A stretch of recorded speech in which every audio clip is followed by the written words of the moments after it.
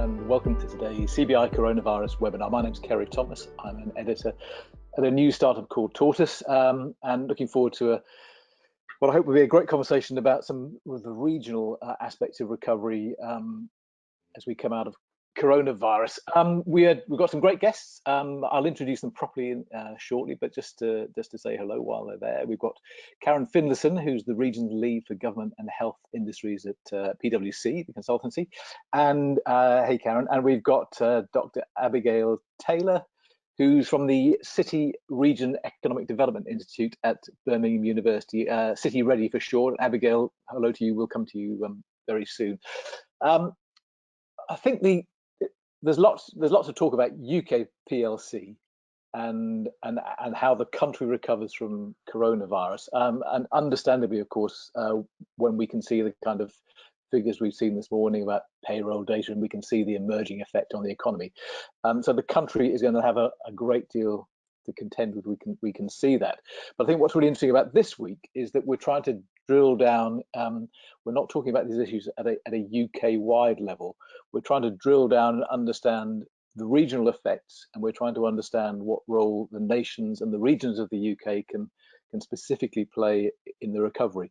There's no question the virus and the lockdown will affect different regions differently, depending, I think, very much on the mix of economic sectors on the strength of different economic sectors within that region. So there isn't going to be a one-size-fits-all impact from coronavirus. I think what's really interesting this week is to make sure that we don't think of one-size-fits-all solutions. I'm going to come to Rain Newton-Smith, the CBI's chief economist, in just a second, but just the usual bits of housekeeping before I do. So I think you probably know by now what we want most of all on these calls is questions from you. So do fire those in as soon as you can. There'll be a question button somewhere there on your screen. We will try to get through as many of those questions on this call as we possibly can. And anyway that we can't, the CBI has a team of people who pick those up later in the day, and we'll try to get an answer out to you as soon as possible. And there is always that CBI email, coronavirussupport@cbi.org.uk, where you can send a question in any time of day or night. And as ever, if you want to submit a question anonymously, then just write anon in the subject line or in the top of the question, and we'll respect that, of course. And just to say, this series of webinars, which is now quite long and extensive, is building into quite a library which sits on the CBI Coronavirus Hub, which is not just useful in that way. There's a whole bunch of useful information there as well. So it's worth spending a bit of time looking around the CBI Coronavirus Hub if you get a spare minute. But Rain, good morning to you. Good morning. Rain's the CBI's chief economist, as you all know by now. Rain, we've had some data this morning. We've had some other data last week, or projections from the OECD and others last week. What's your sort of current state of play when it comes to the prospects for the UK economy? Well, Kerry, yeah, we had some pretty depressing economic data last week, which just showed the extent of the sort of devastation we've seen in the economy in April. And I suppose no surprise that the overall economy contracted by about 20% compared with the previous month. And that is completely unprecedented. I think we haven't seen a contraction in the UK economy like that for about 300 years. But I think if we can take some hope from that, I think what we can see in some of the data is it does look like the trough in activity, the extent when most businesses, where so many businesses were shut across different sectors, was in April, and over the course of May, we have started to see a gradual opening up of the economy. So, of course, what matters now is how quickly we climb out of this trough and how steep the sides are.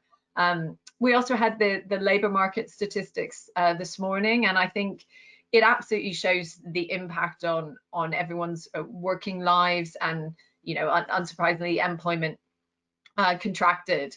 But I think it also shows just how important the furlough scheme has been. So we've seen over 8 million people have been on furlough. You can see that in hours worked, which fell by almost 10%, because these people are still employed. They've just been at home. But I think it's also really clear we are going to escape the worst of the impact on unemployment that some other countries are seeing. You know, just across the pond in the US, unemployment peaking at 20%. I don't think we're going to see numbers anywhere like that. But you know, we're absolutely not out of the woods yet. And I think where the focus on policy in the autumn is absolutely going to be about how we help our young people find job opportunities as we emerge from this crisis. And there's such a regional element to that. And also, how do we support businesses where social distancing is hard for those businesses to be viable? And how do we support the businesses in their supply chain?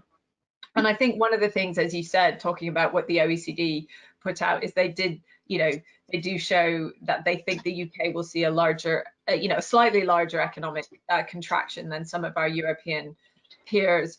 On the one hand, that's not surprising. Unfortunately, you know, we, in terms of health outcomes, we've really borne the brunt, and it's not surprising that's having an impact on our economy as well. But I think it's also because actually service-based economies are sort of more at risk from what we're seeing, because they rely on, you know, being face to face, on getting out to shops, on tourism, on real estate, on hospitality. So I think that is one of the challenges from the UK. And when we look to Asia, we can see that manufacturing recovered much more quickly, and we can see that as well from talking to our members in manufacturing. They are starting to come out of this crisis. But it will shine a light, I think, on regional inequality in the UK, which we know, you know, it's a big argument amongst economists, but in general, we do have one of the highest regional inequalities in Europe. And so we really need to think about how we create opportunities across regions, and how this, how the virus and the fallout from it is impacting on different regions. Yeah, I guess, Rain, one of the moments that we're waiting for is when we can fully understand what we're dealing with. This is so unprecedented. We've never lived through anything like this before. And, you know, we're seeing now various bits of economic data emerging, but simultaneously we're seeing some of the effects masked by the measures that the government's put in place. So we won't really have a sort of clear picture of unemployment until later in the year. When do you think we're going to get to the point where we can understand the scope of what we're confronting?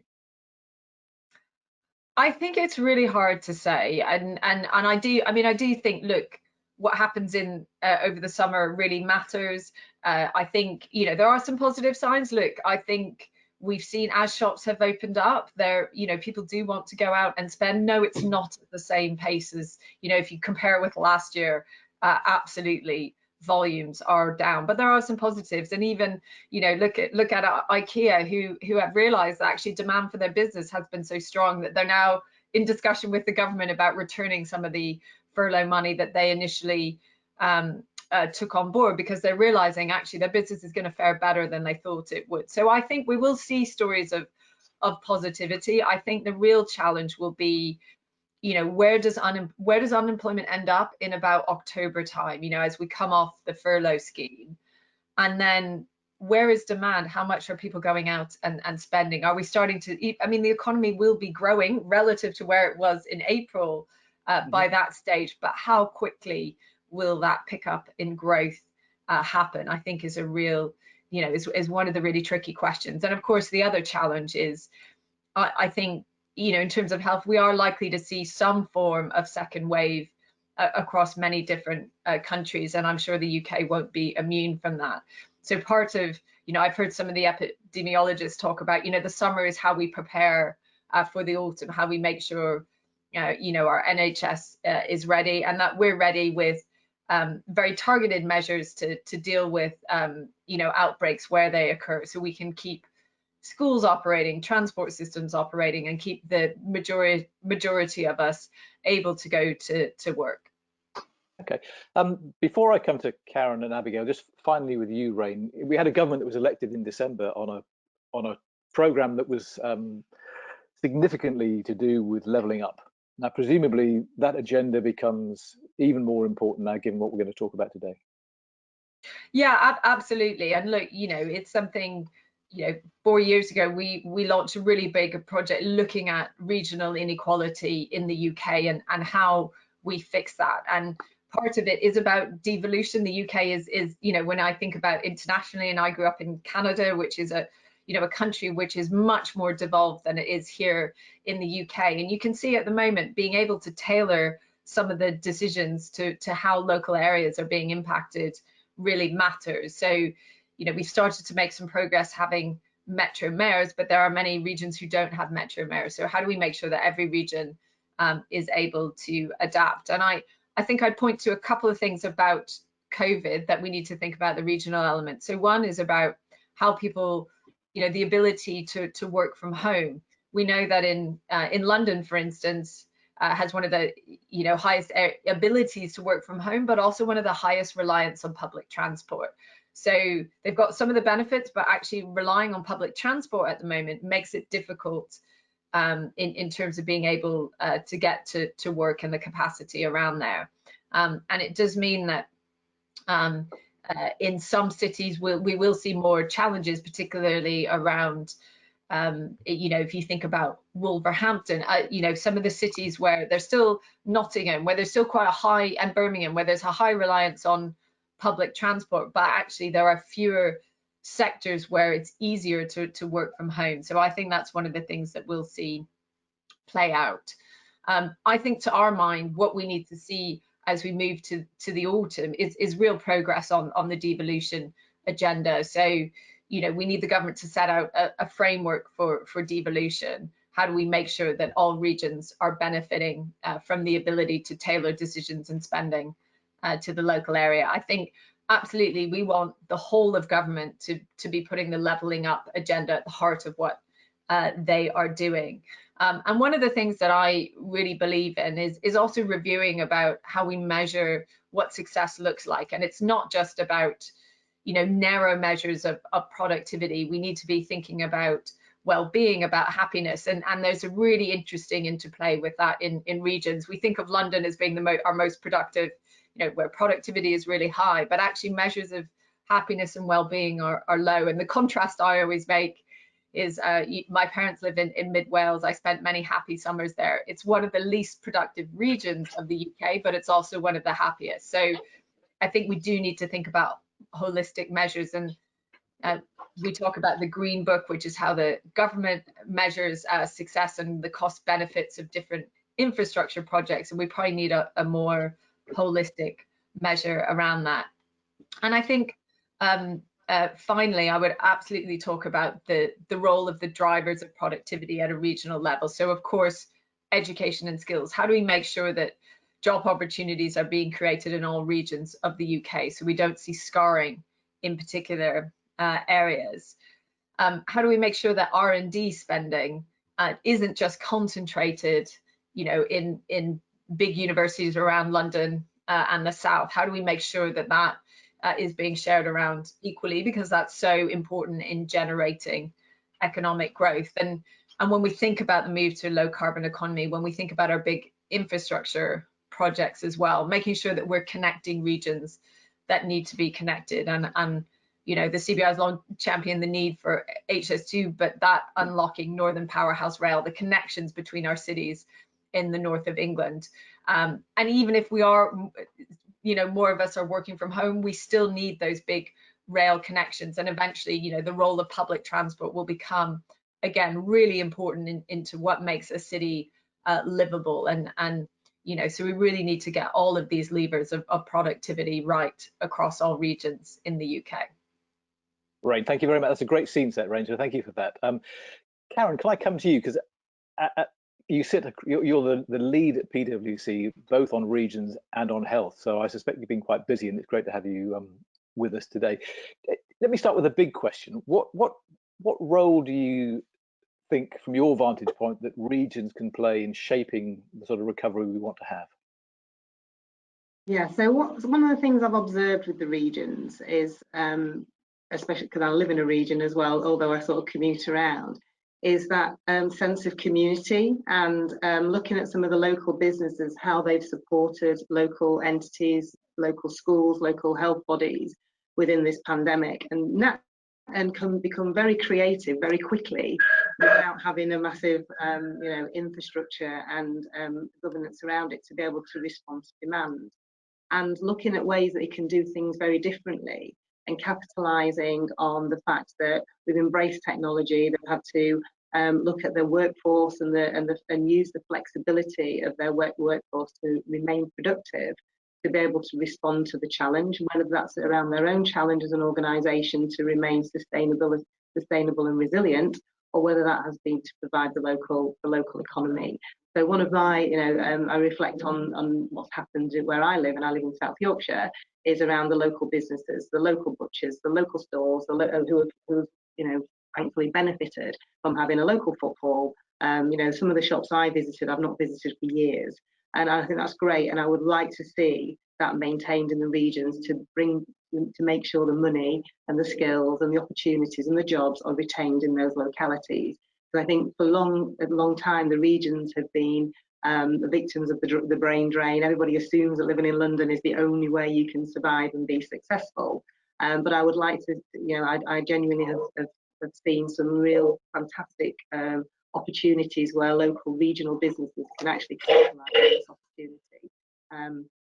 Some of the other insights, really, we've not seen that many differences across the regions in terms of COVID, if I'm honest. It's been more around the sectors and what's happened to the workforce in those sectors that's impacted the regions. So obviously, if you've got certain sectors that dominate a particular region, that's what's influenced what's happened in the regions rather than the actual region itself.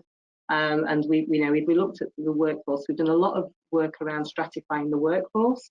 And looking at what it looks like now, when you've got your furloughers, which is still in the uncertain box, and Rain talks very much about the furloughing scheme. I genuinely don't believe we will understand the true impact of that, and it's been a fantastic thing that the government's put in place until the autumn.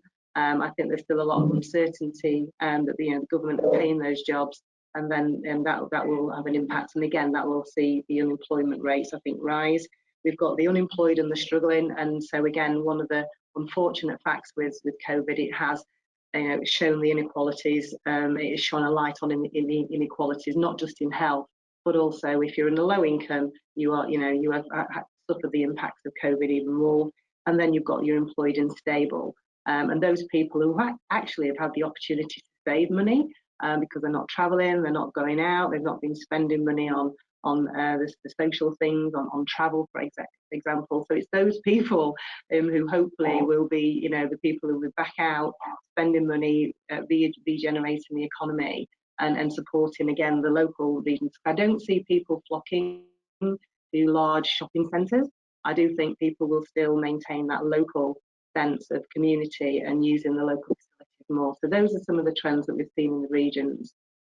Yeah, and Karen, we talked quite a bit on these calls about skills, and one of the pictures that comes out is that if you look at skills on a regional basis, then you've seen regions that were relatively highly skilled 10 years ago getting more highly skilled, and regions that were relatively low skilled 10 years ago heading the other direction. A sort of split emerging in the country around the level of skills within regions. How important is that focus on skills, you think, for how we come through and get out of this? Absolutely fundamental. So even before COVID, we've done a lot of work within the firm around what does the UK PLC look like, and the future of government, and also good growth is one of our sort of thought pieces that we do every year, and looking at the impact on various regions and what contributes to growth. Skills, education are a key part of that, and upskilling the nation is a significant part of that, not just to provide local skills for local markets, but also on a global scale. So upskilling has been something that we've been talking about for some time now, and how to do that. I think one of the opportunities, and again, a bit like Rain, I always look for the upside on some of these things. What I think COVID has helped is the digital, that exploded digital. So all these people who were probably resistant and challenged by using digital in a way to learn, in a way to upskill, is absolutely, that's definitely broken down so many barriers so quickly that it would have taken us years to overcome. So some of the stats that we looked at, 73% of people wanted to upskill and use digital platforms, but were afraid to. And that, in certain regions, there was even more significant barriers in terms of access to technology and so forth. But one of the things that, I've really, again, some of the great things that have happened from COVID is people, applying technology where they've had excess technology that they've not needed to use. They've deployed it to schools, they've deployed it to other sectors to help them.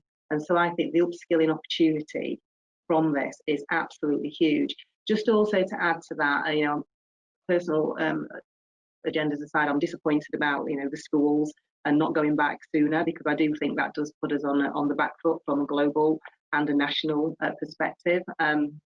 And I do think that is going to impact the pre-16 population significantly. And again, we've seen inequalities that manifest themselves in later years due to lack of education. So I do think that is a significant issue for us going forward. And then we're also seeing the sort of destabilisation of the HE sector as a consequence of this. And so again, the government really need to get behind that sector and look at what are the things that we're going to invest in from a R&D perspective, what are the skills that we need to prime pump this economy, and also the skills that are needed more globally to support our younger generation. Because I do feel that they've probably been the hardest hit because of what's happening here, and unfortunately I do think the upskilling and the opportunity to upskill needs to be grasped quickly. Great. Okay. Karen, I could see Abigail furiously agreeing with you when you were making the point about digital skills, so maybe we'll come back to that in a little while. But Abigail, good morning. Let me start with you on just understanding what work you're doing at City Ready to understand the impact of COVID on the UK and the regional economies. Thank you. So yes, we are a City Regional Economic and Development Institute based within the Business School at the University of Birmingham. And our core objective is to help accelerate economic growth in the West Midlands City region. But we support regional economic growth policy and practice through engaged and relevant research. So since the beginning of the COVID-19 crisis, what we've done is try and use our detailed knowledge of the region to identify challenges and threats that the West Midlands faces as a result of the crisis. And this has included adding specific questions regarding the impact and how best to promote the short and the long-term recovery in the West Midlands from the crisis to our existing research projects. So we've been focusing on issues from business support to better understanding and addressing skills needs, the role of universities in regional growth, going back to the point that Karen's just made, to how to best engage citizens in strategy and policy for the future. And in particular, one of the things that we've done is to launch a weekly economic monitor, which we use to bring together data and intelligence from the WM Ready partnership, which coordinates all of our key stakeholders, such as the West Midlands Combined Authority, the Birmingham Solihull LEC, the local Chamber of Commerce, our business and professional services consortium, the West Midlands Growth Company, as well as researchers from other local universities, such as the Enterprise Research Centre at Aston University. And what we're aiming to do with this monitor is to combine all of the insight into one single source, which can be then shared and utilised in planning and responding to the challenge of the virus. We aim to provide a rapid review of issues, so it's not a comprehensive assessment, it's a practical report which emphasises emerging issues and uses the best data and intelligence we have today. And so yeah, we've already been using that to feed into regional recovery planning. Okay. Abigail, I think we're struggling just a little bit with your connection, so let me come back to Karen and Rain for a second, and we'll just have a quiet word with you off air, as it were, and see whether we can get it any better. Okay. Okay, but listen, we'll come back to you in a second. Karen, let me come back to you, and then I'll come to you, Rain, because Rain mentioned whether we need a further push for devolution, for more local, more consistent, perhaps local government structures or something of that kind. The variations in this country between local political arrangements in Manchester or the southwest of England, from your vantage point, when you're trying to understand the needs or the capacity in a region, how difficult is it to figure out how to navigate the differences? But you can pick up the phone to Andy Burnham, but who are you going to call in the Southwest? And again, it is down to the local relationships that we have. So I very much lever off the rest of the firm. We're very lucky that we have a regional footprint as well as a strong London footprint, and so we lever off those relationships and work through the sort of the LEPs and the local leadership. And where they have an elected mayor, then clearly they are a clear voting point. One of the things I love about the local leadership model is they understand the issues that need to be addressed to be able to really inequalities very quickly. And I think at a national level, they don't necessarily have that insight into what's happening at a local level to be able to really get to those people that matter. So I think things like the furloughing scheme, clearly it had to be done on a national level. Doing it locally would have just been completely inefficient and totally, it would have been so much slow to opportunity to be able to access, for people to access money. We've seen that with grants. Sometimes when it's done on a national level versus a local level, it's a lot more efficient at a national level. But the bit for me that's missing is then about where that money goes and being clear about the line of sight over where that money's gone to have the biggest impact in that local community and the outcomes that address some of the inequalities. And I do believe you can only do that better at a very local level. And if one of the things I would say, if you look at somewhere like the Northeast that has been significantly impacted by in health, and it's all already been impacted by lack of skill and some of the inequalities that we were talking about earlier. They have been so significantly impacted by COVID in terms of a health perspective. That has not been necessarily, and I'm glad that the local leadership actually were able to say, actually, this doesn't work for us. We're going to do something that's different that meets our local community needs. That's where I think it really, really matters. But navigating that and having that visible, elected mayor or that visible leadership in a locality, I think is really key. Yeah. Okay. Well, listen, I'm pleased you mentioned the Northeast, because I think let's spend a few minutes and just take it as a kind of case study, because we've had a question in that says traditionally the Northeast has been the poorest English region with unemployment much higher than national average. It's also had a surplus on manufacturing thanks to exports to Europe. What should we be advocating for the Northeast to help it close this bigger gap that, as Karen said, is beginning to open up? Abigail, I think your picture looks sharper, so maybe your sound will be sharper too.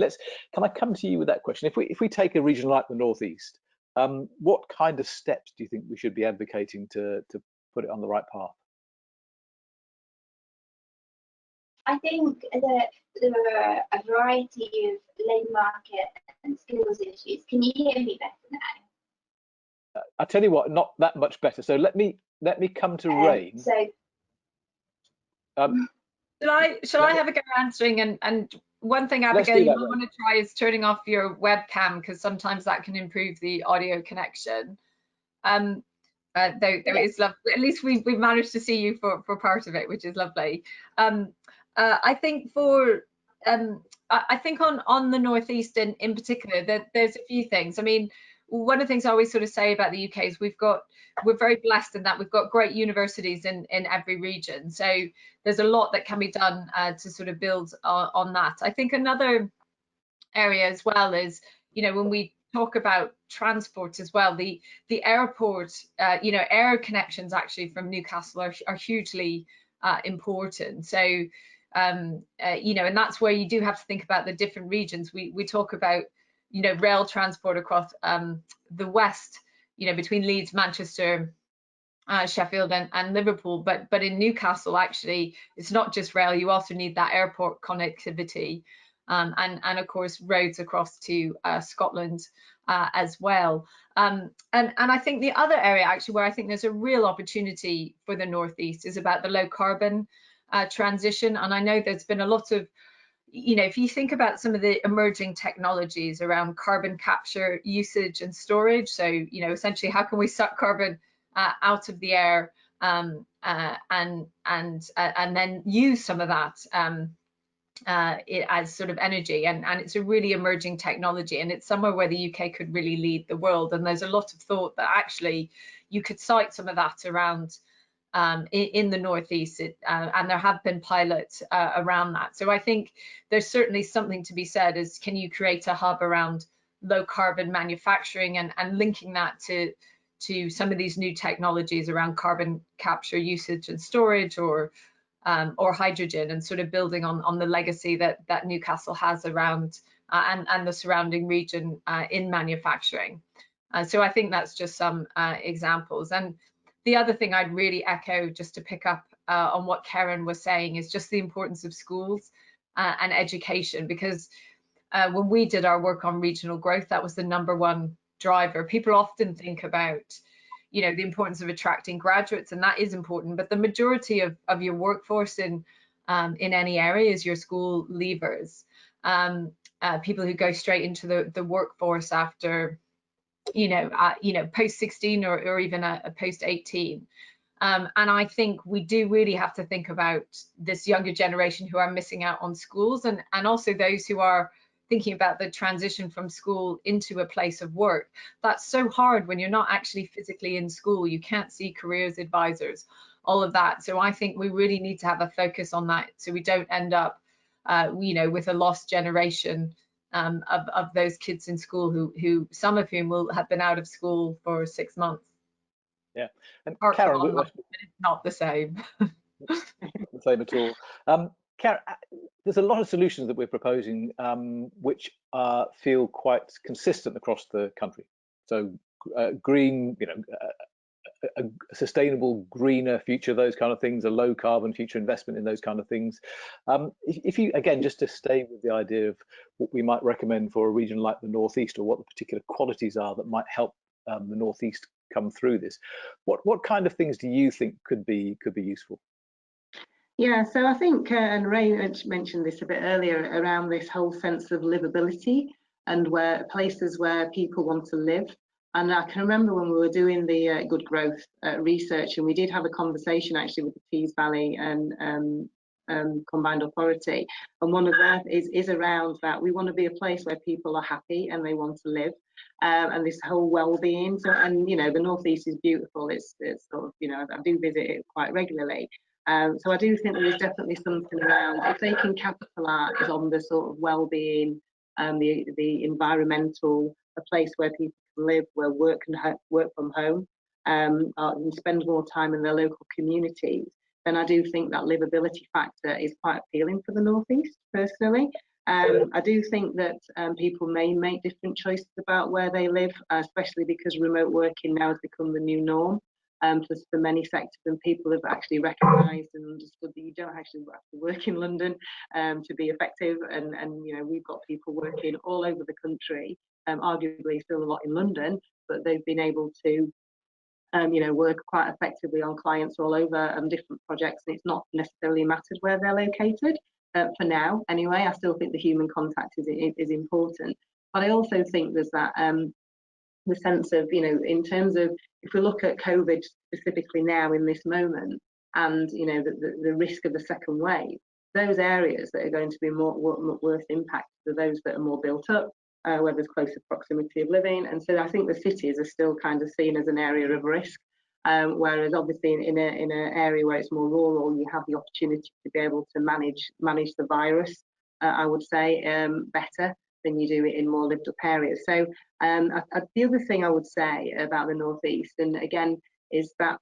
one of the things that has become again apparent from businesses is about the vulnerability of our supply chain as a country. And actually there may be opportunities to be more into manufacturing and self-producing some of the things that we have become quite reliant on from other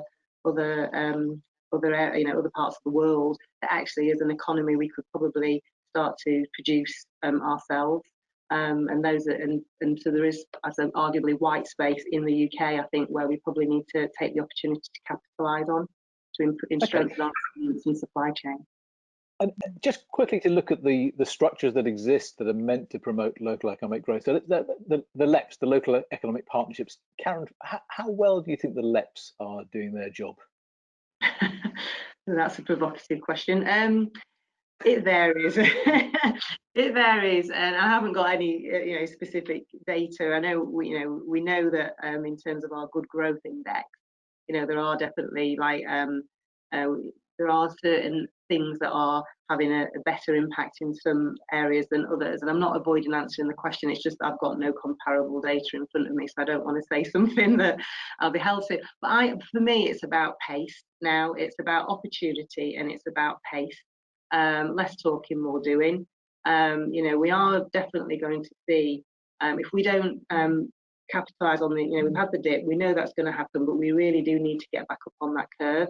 And we need to get back up on that curve in a safe way before we arguably may get a second wave, because we don't want to have to go back into another lockdown. That will absolutely damage our economy tenfold. So I do think the LEPs, and I know some of my colleagues are working with LEPs around looking at the economic plans, looking at the job plans, and there's definitely an opportunity for that collaboration at a local level. That LEPs have a key part to play in that, but I would say pace is definitely for me, we've got a window opportunity that we need to capitalise on, otherwise we'll get back into another downward cycle. Okay, as if to dramatise the point you were making earlier about the patchiness of digital infrastructure, we seem to have lost Abigail, and we're trying to get it back. But if anybody's worried, she's fine. We just can't talk to her right now. But Rain, let me just pick up with you on that question of LEPs. Do you think that this crisis might expose that system of local enterprise partnerships as not being what we need? Look, I think what we do know is that the current structures don't really suit the kind of devolution we need, and we do need a sort of better roadmap. I think when it comes to the performance of LEPs, what I think the honest answer is it's been variable, right? There are some LEPs who have been doing, and don't make me name and shame, I'm not going to do it. Anyone who works on regional, we represent regions around the UK. I'm not allowed to say what my favourite region is in the UK, and I'm not going to say which LEPs are effective and which aren't. But I think we do know some are much more effective than others, and that's a real challenge. And of course, the other thing is, they don't always link up with the local economic areas, and sometimes you absolutely need to have those working across. So one example, in my area, I live just outside Oxford. One of the big I guess infrastructure and transport connectivity projects is linking up between Oxford and Cambridge. And interestingly, living in Oxford, I can get well, when I was allowed to travel, I could get, it was almost easier to get to Scotland than it was to get to Norwich and parts of the east of England. So it does show you there is a gap in that sort of connectivity as well. But for that to work well, right, you need the LEPs from across a whole range of regions to talk together. And it's not just the LEPs, of course, it's the local authorities. And that's where it is really complicated in the UK. And so you do need to get some of those regions talking together and making decisions together. And some of that has happened. And I do think that's also why, and Abigail will talk to this now. We've got her back. So I'll round up by saying, look at the Midlands engine, right? And look how effective that has been in bringing together the local economic area to make decisions about what matters to the economic drivers and the people in that region. Well, should we do just that? Abigail, it's great to have you back. Should we pick up on that point that Rain has just made? So tell us why the West Midlands engine has been so successful and what the rest of us could learn from it. I think that what we've seen in our analysis of the West Midlands is that, yes, there are some things that have been very successful. So but there are also other interventions that we'd like to see more of. So in terms of labour market interventions, I think I'd like to see 3 types of interventions being introduced. First, in relation to to what we've already noted, the rise of unemployment, we would like to see more employment interventions, such as greater opportunities for individuals to gain work experience, wage subsidies, public work programmes. And one idea that's been suggested by the Centre for Progressive Policy, is making employer support conditional on the provision of good jobs. They've also argued for the government's furlough scheme to be extended beyond October in the worst affected sectors in order to reduce the risk of unemployment and to incentivise jobs. Other things that we'd like to see are job matching interventions such as counselling, job matching coordination between programmes. And in the West Midlands, there is an example of such a programme, and in fact City Ready are doing the evaluation in conjunction with the Institute for Employment Studies of that programme. So certainly going forward, we're going to be looking to see what employment support programmes that are already in place can tell us about how you deal with crises, which aspects are most successful, and what can we learn for going forward. And then just one more point, and it's already been mentioned already, but just to add a little bit more, in terms of education interventions, I think they're really important. We've noted the importance of digital skills going forward, and we'd like to see greater focus on short courses, vocational training and vocational learning. I think it was very positive that in April, near the start of the crisis, the Department for Education did launch a digital toolkit for skills, offering free online, digital and numeracy courses, and this is definitely a step in the right direction, but we don't know the take-up yet, and it can't just be that. We need more. It needs to be more responsive, more timely advice and guidance. Okay, brilliant. Abigail, thank you. Karen, I've got a question in which has got your name on it, so I'm going to do the obvious thing and come to you with it. Okay. And it says, this is interesting, I think, it says if pre-COVID, the housing delivery was the test for getting a green light for Treasury investment in regional infrastructure projects, how could we change, what different tests could we apply post-COVID for that kind of Treasury support? So in other words, when we're thinking of levelling up, how much does COVID change the game? How much do we want to sort of broaden the range of things that we're trying to encourage in the various regions? Yes, I don't think it's just about housing. Right? I think there's broader infrastructure, and Rain made some. Trust me, I've spent most of my life travelling on the M62 and on trains trying to get across the Pennines, and so I think it's the broader infrastructure. It's not just around houses. It's around the connectivity. It's around, again, like I say, the livability, making places nice, secure, safe, happy places to live, and infrastructure in its broader context, not just around building houses, because there's no point building houses if people don't want to live there, or if they live there and they're not happy and they're not well. So I think when they look at infrastructure and they're building, and I know there is obviously city planning and those kind of things, but I think we probably just need to be a little bit more innovative around that and how we do that. One of the other things, and we talked about education, which I have to mention because I'm passionate about, is apprenticeships. Again, they have a great role to play in building the economy, and it's great. Again, building trades back in this country is really, really important, which again I think is a huge skills gap. So it's not just about houses for me; it's about the whole infrastructure that sits around a place. Yeah, Rain, let me come back to you, because this is a kind of theme that we've talked about in different contexts. The government, because of the support that it's offering industry and I'm sure will offer UK regions in the end, it does have a certain power in this, that it can help drive the sort of recovery and the sort of regional balance that it wants to see. How do you think central government could use the agency that it now has, thanks to all the financial support that's put in place? So a couple of things. I think absolutely, as I sort of said earlier, thinking beyond, how when we look at what policy is trying to achieve, being much more holistic about it, looking at quality of life, standard of living, happiness, well-being, how and when people get to work, and all those things that really matter to people, and how we evaluate policies is hugely important.